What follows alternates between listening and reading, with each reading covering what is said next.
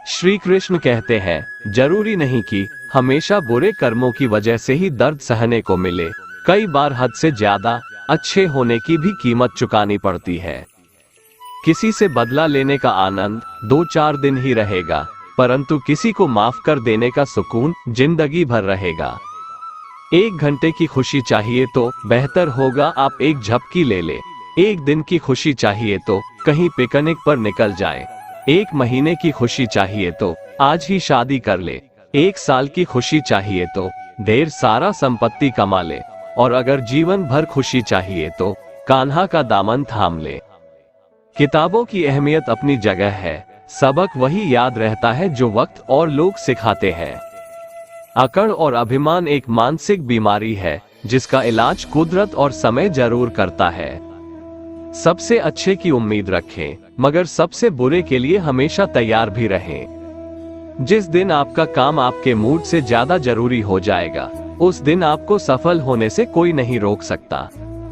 किसी को भी बदलने में अपनी ऊर्जा बर्बाद मत करो, बल्कि अपनी सारी ऊर्जा का उपयोग स्वयं को बदलने में लगाओ।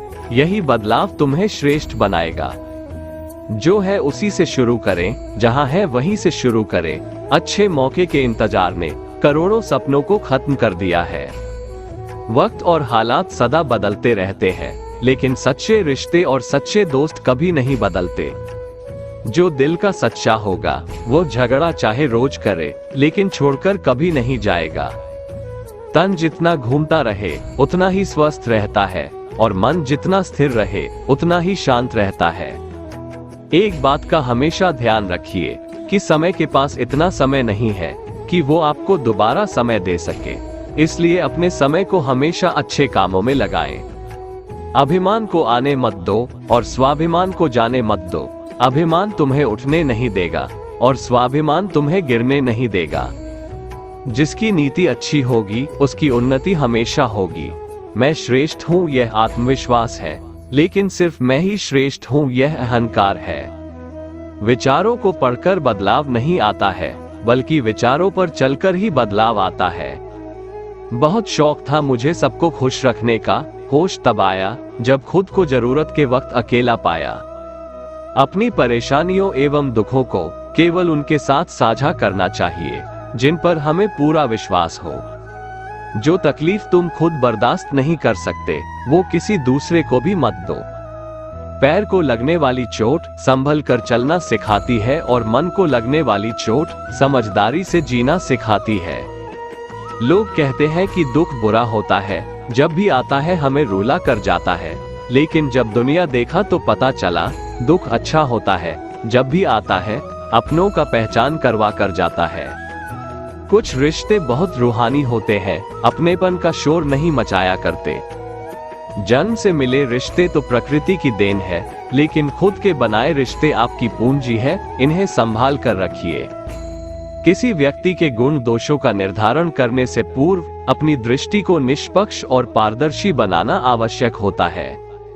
स्पष्टीकरण वहां देना चाहिए जहां उसे सुनने और समझने वाला एक खुला दिमाग हो। जलेबी सिर्फ मीठी ही नहीं एक महत्वपूर्ण संदेश भी देती है। खुद कितने भी उलझे रहो पर दूसरों को हमेशा मिठास दो। आत्मा तो हमेशा से जानती है कि सही क्या है, चुनौती तो मन को समझाने की होती है। उत्तम से सर्वोत्तम वही हुआ है जिसने आलोचनाओं को सुना और सहा है।